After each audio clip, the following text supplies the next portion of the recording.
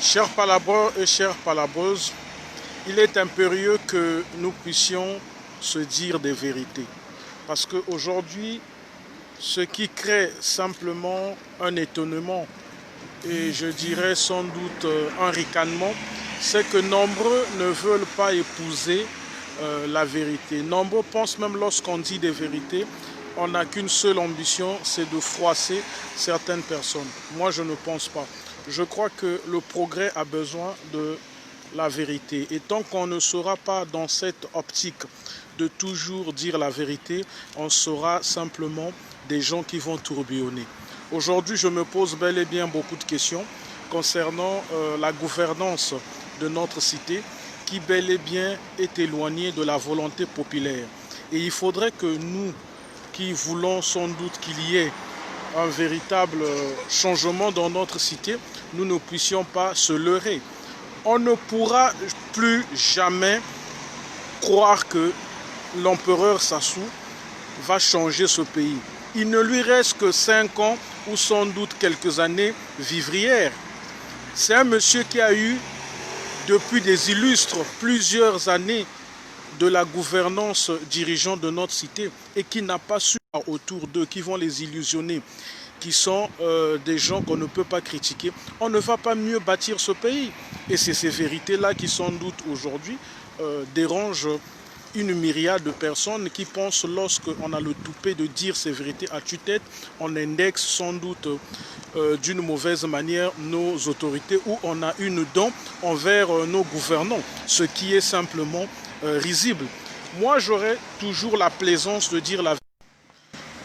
Oui, moi j'aurais toujours la plaisance de dire la vérité parce que seule la vérité fera sans doute que le progrès dans notre pays ne puisse pas être un ricanement. Aujourd'hui, après plus de quarantaine d'années de gouvernance, quel est le bilan de la gouvernance dirigeante de l'empereur Sassou? Voilà des questions qu'on doit se poser. Parce que nombreux aujourd'hui, vous courez nous parler de sa réélection. Vous voulez sans doute nous faire le gobe-mouche de ne pas être dans le nihisme de faire les hurrahs à la continuité gouvernementale de ce monsieur.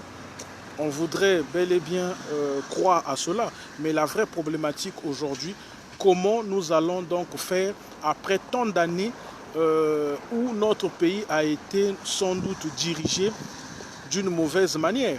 Parce qu'il y aura maintenant l'histoire qu'il faut peut-être pas reconstruire, mais réécrire. Lui, ce monsieur, il tend à sa fin. Il n'a plus rien à prouver. Nous savons tous que ce n'est pas en 5 ans, 10 ans qu'il va rebâtir le Congo. Maintenant, la vraie problématique, c'est ce qu'il va nous léguer.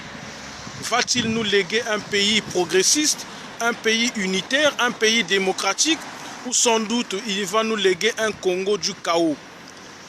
C'est à ces questionnements-là que nous devons, nous, en tant que Congolais, qui avons eu la possibilité de sortir de ce pays-là, de sans doute répondre, pas à des débats des bambins, pas à faire des débatiques où le fanatisme est sans doute encore une priorité. Donc, pour moi, je trouve risible des gens qui vivent à l'étranger, qui ovationnent encore la continuité des dirigeants africains ou notamment de l'empereur Sassou, tout en sachant très bien que ce monsieur, dans la gestion de notre cité, n'a pas été quelqu'un de propice. Il faudrait qu'on lui dise la vérité de son vivant. N'attendez pas la mort des gens pour venir sans doute leur rappeler que non, ce monsieur, de son vivant, là, il a été simplement quelqu'un de parfait et là, il a simplement été quelqu'un de morose. Parce qu'il ne sera plus de ce monde-là, il ne va plus nous écouter. Donc, moi, si ce que je dis, qui est simplement la promotion véridique sur la gestion de notre cité, peut être vu comme si c'était de l'acharnement, comme si c'était de l'insulte, alors je crois qu'il faudrait que nous puissions aujourd'hui comprendre, on est encore éloigné de la bonne faisance progressiste que nous voulons de nos États. Et je pense concrètement que c'est impérieux. C'est impérieux. On ne peut pas rêvasser à croire que demain on sera des pays modernistes ou sans doute des pays émergents si on ne se dit pas des vérités. Et ce manquement du visible de la vérité entre nous est en train de créer un tas de problèmes dont nous ne mesurons peut-être pas encore l'ampleur, mais dans 10 ans, dans 20 ans, nous allons bel et bien récolter l'ampleur de ces problèmes.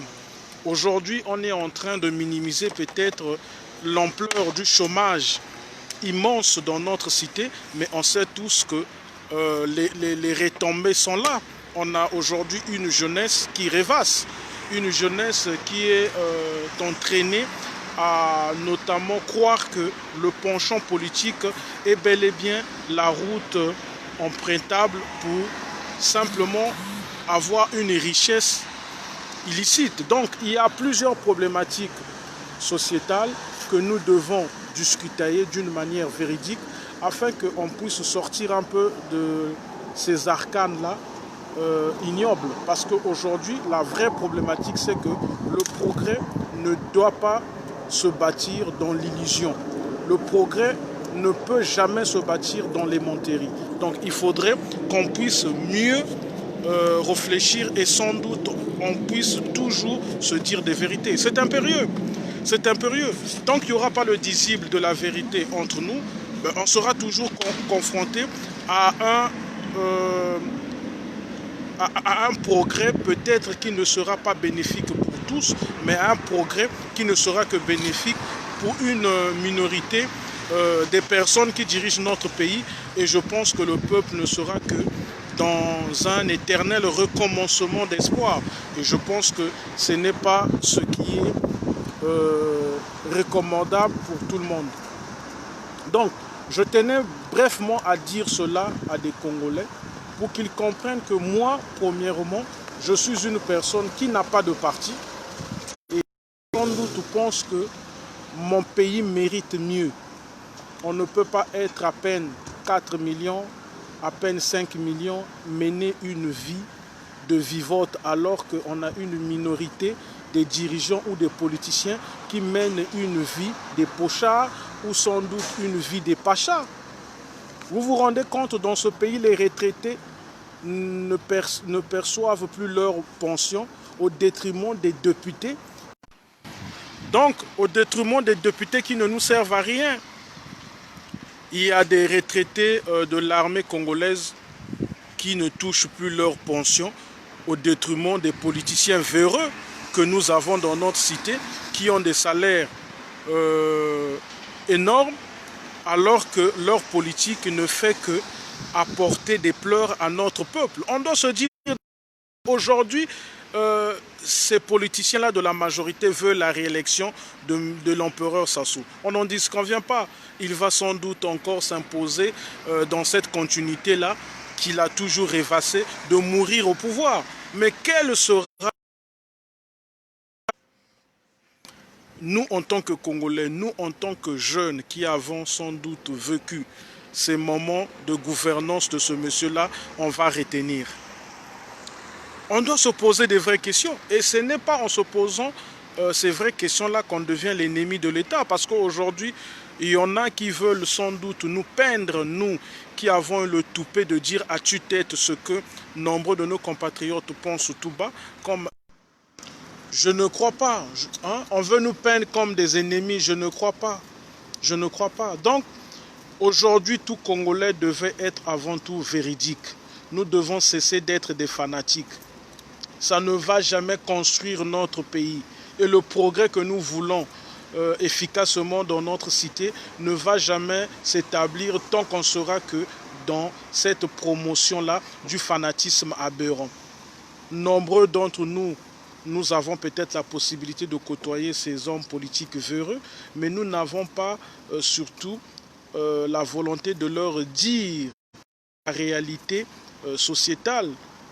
Donc il faudrait aujourd'hui qu'on puisse sortir de ces carapaces-là, de croire que ce pays va se construire en tournant le dos au visible de la vérité. Nous sommes beaucoup dans les menteries et moi je trouve que c'est simplement faribolesque qu'on puisse croire, c'est en menant une vie des menteries vis-à-vis de nos gouvernants que nous allons bâtir notre cité. Parce que n'attendez jamais des Donc n'attendez pas des colons qu'ils puissent nous apporter un bonheur que nous rêvons. N'attendez pas des colons qui puissent sans doute nous apporter la construction d'une patrie dont nous voulons juste moderne et sans doute démocratique. C'est avant tout nous-mêmes, les Congolais, qui devons rêver à des lendemains meilleurs pour notre peuple. Donc, soyons véritables, ceux qui ne sont que dans les menteries et surtout, ne pensons pas que toute vérité dite est une nuisance envers ceux qui dirigent notre cité. Parce qu'aujourd'hui, le vrai questionnement qu'on doit se poser, après tant d'années au pouvoir de l'empereur Sassou, qu'est-ce qu'on retiendra de lui? Si ce ne sont que des fariboles, ça veut dire que ce monsieur, qui a longtemps dit aux Congolais qu'il était l'homme des masses,